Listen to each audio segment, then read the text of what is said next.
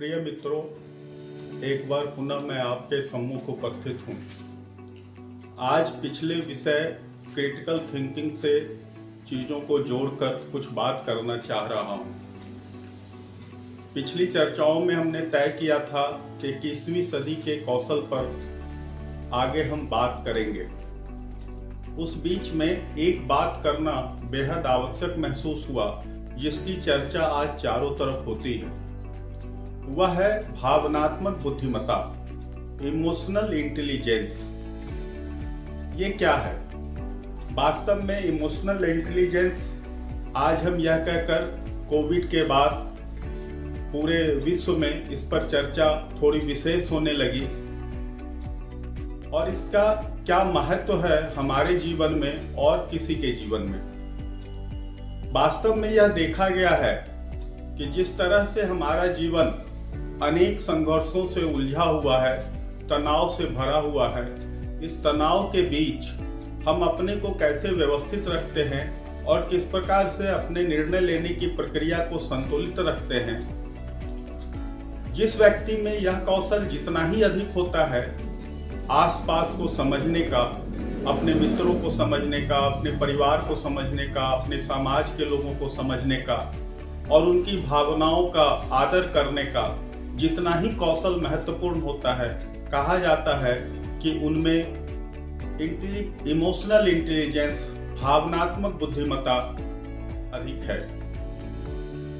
आजकल यह माना जाने लगा है कि भावनात्मक बुद्धिमत्ता जिस व्यक्ति में जितना ज्यादा अधिक होगा, वह जीवन में उतना ही ज्यादा सफल होगा। अब हम अपने विद्यालय के बच्चों के बारे में अगर इन चीजों को रखकर देखें तो हमारे बच्चे विभिन्न परिवारों से, विभिन्न समाज से, विभिन्न गतिविधि, विभिन्न कार्य करने वाले जगहों से आते हैं। और हमारा विद्यालय एक ऐसा जटिल संस्थान है जिसमें इस विभिन्न प्रकार के बच्चों के आने और विभिन्न प्रकार के रीति रिवाज वाले बच्चों के आने के कारण यहाँ की जटिलता अपने में एक महत्वपूर्ण जटिलता है। इन जटिलताओं में जो बच्चे अपने परिवेश से कुछ चीजों को सीखकर, देखकर, समझकर उनके मनोभावों पर जो प्रभाव पड़ा है, उस प्रभाव से आच्छादित होते हुए वह हमारे विद्यालय में आते हैं। और ऐसे में हमें अपने विद्यालय में उनको भावनात्मक बुद्धिमत्ता कैसे उनमें विकसित हो, उन्होंने जो अनुभव किया है अपने घर, परिवार, समाज में, उसके कारण जो उनमें डर है, भय है। जैसे भावनात्मक बुद्धिमत्ता पर बात करने के पहले अगर हम भावना को समझें तो हमारे कई भावनाएं होते हैं। इन भावनाओं के चलते हमारी प्रतिक्रिया होती है, उससे हमारे शरीर और मन पर भी प्रभाव पड़ता है। निराशा, गुस्सा, क्रोध, उलझन, झुंझलाहट, ईर्ष्या, इस तरह की भावनाएं जो पनपती है, इन भावनाओं को हम कैसे नियंत्रित करते हैं इस तरह। और यह स्वाभाविक भावनाएं हैं, ऐसा नहीं है कि इसको दबा के रखना चाहिए। ये दबा के रखने से इसका हल नहीं होता है, बल्कि हम उस भावनाओं को कैसे नियंत्रित करते हैं और सामने वाले के साथ हम किस तरह से व्यवहार करते हैं, सामने वाले की भावनाओं को हम किस प्रकार समझते हैं। यह कौशल अगर हम अपने बच्चों में विकसित करते हैं तो वर्ग कक्ष में और विद्यालय में भी बच्चे आपस में एक दूसरे साथियों के साथ मित्रता पूर्वक व्यवहार करते हैं, एक दूसरे को सहयोग करते हैं, एक दूसरे से सीखते हैं।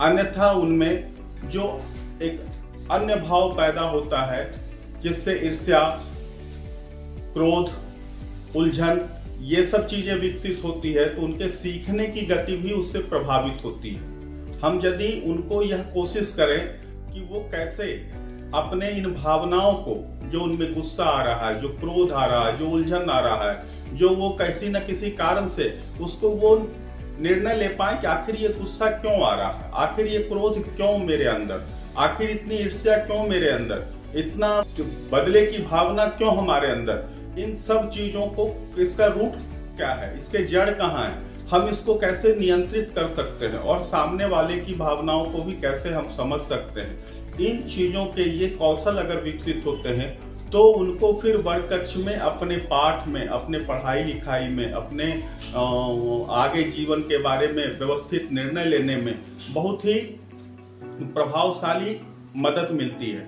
हम शिक्षकों को, हम शिक्षा में काम करने वाले, खास करके बच्चों के साथ काम करने वालों को इस पर काफी बेहतर ध्यान देने की आवश्यकता है। आज के समय में यह माना जा रहा है कि बुद्धिमत्ता का कौशल, भावनात्मक बुद्धिमत्ता का कौशल, भावनाओं को नियंत्रित करने का कौशल अगर जिस व्यक्ति में होगा वो व्यक्ति सफल होगा। उसमें आत्म जागरूकता की वृद्धि करना, जैसे वो समझ पाए कि अगर हमारे अंदर इस तरह के भाव पैदा हो रहे हैं, इस भाव को हम प्रतिक्रिया दें या उस भाव को नियंत्रित करें। क्योंकि सामने वाले के साथ अगर हम व्यवहार कर रहे हैं तो हमारे भावनाओं को साथ, यदि हम उनके साथ जाते हैं तो हमको उनकी भावनाओं को भी समझना कि हम अपने इन मुश्किल भावनाओं को शब्दों में कैसे व्यक्त करें। कई बार बच्चे को समझ में नहीं आता है कि हमारी झुंझलाहट क्यों हो रही है, हमें गुस्सा क्यों आ रहा है, हमें ईर्ष्या क्यों हो रही है, हमें खुशी क्यों हो रही है, हमें पश्चाताप क्यों हो रहा है। इसको समझने के लिए उनके साथ बातचीत करना, उन्हें इन चीजों को समझने की का कौशल देना कि आप इन पर नियंत्रण अगर करते हैं तो आपको आगे, जैसे बहुत बच्चों में ये भय होता है कि गणित में हमें कम नंबर आते हैं और उस कारण से धीरे धीरे वो डिप्रेशन, धीरे धीरे झुंझलाहट, कई जगहों से आज बच्चे को आप देखते हैं कि कई जगहों से आत्महत्या की खबर आ जाती है बच्चों में। ये सब कौशल उनमें नहीं होने के कारण, जिसमें उन अपने भावनाओं को नियंत्रित नहीं कर पाते हैं और वो भावनाओं को नियंत्रित नहीं कर पाने के कारण वो निर्णय नहीं ले पाते हैं और निर्णय नहीं लेने के बाद एक कठिन निर्णय ले लेते हैं और वो अपने जीवन को समाप्त कर लेते हैं। ऐसे में उनकी भावनात्मक कौशल का वृद्धि हम विद्यालय स्तर से अगर करना शुरू करें तो ज़्यादा बेहतर, वो सीखने में भी ज़्यादा बेहतर, अपने जीवन में सफल होने पर भी। यह बहुत सारे शोधों में यह बात आई है कि जो बच्चे भावनात्मक बुद्धिमत्ता ज़्यादा होती है उनके शैक्षिक प्रदर्शन भी बेहतर होते हैं, उनका कक्षा में व्यवहार भी बेहतर होता है, उनमें संबंध निर्माण भी, वो अपने दोस्तों को ज़्यादा से ज़्यादा दोस्तों के साथ सहयोग से पेश आते हैं, अपने साथ समाज के लोगों के साथ उनकी भावनाओं का कद्र करते हैं, उनको समझने का प्रयास करते हैं, उनके आचार विचार, उनके शरीर और मन को समझने का प्रयास करते हैं। अपने भी वो आत्मनियमित होते हैं, रूटीन में रहते हैं, अपने को वो बहुत नियंत्रित रखते हैं, अपनी भावनाओं को दबाते नहीं बल्कि अपनी भावनाओं को नियंत्रित करते हैं और किस तरह से कहाँ कौन सी बात कही जाए, कैसे किनके साथ पेश आया जाए, किनके साथ किस तरह का व्यवहार किया जाए। अगर बुद्धिमत्ता कौशल जिन बच्चों में यह होता है वो आपस में मिलजुल कर आगे बढ़ते हैं और जीवन में काफी सफल होते हैं।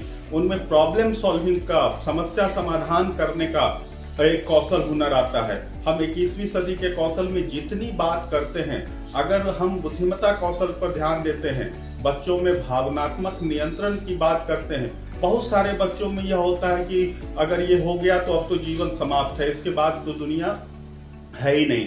हमको वो ये समझाना उनको ऐसा नहीं है, और दुनिया में और भी बहुत चीजें हैं, कैसे हम अपनी भावनाओं पर नियंत्रण करके एक निर्णय लेते हैं, जिसको आजकल अंग्रेजी में बहुत सारे रेजिलेंस शब्द का प्रयोग करते हैं लोग। वास्तव में रेजिलेंस शब्द का प्रयोग करने का मतलब है कि लचीलापन, वो बात जिसमें वहां यदि कोई घटनाएं घट गई, जिस अप्रत्याशित घटनाएं घट गई, तो हम वहीं अटक के नहीं रहें बल्कि फिर से हम अपने जीवन में एक नई शुरुआत करें।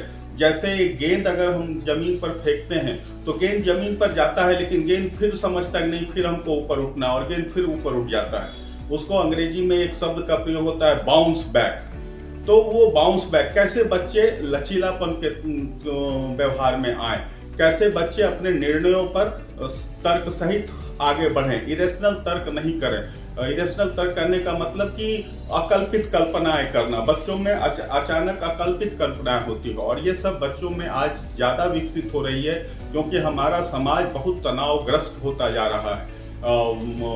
परिवार की और समाज में जो विघटन है, समाज में जो विद्वेष और शांति का अभाव हो रहा है, उससे बच्चों के मन और मस्तिष्क पर काफी प्रभाव पड़ता है। ऐसे में विद्यालय और विद्यालय के शिक्षकों की भूमिका ज्यादा महत्वपूर्ण हो जाती है।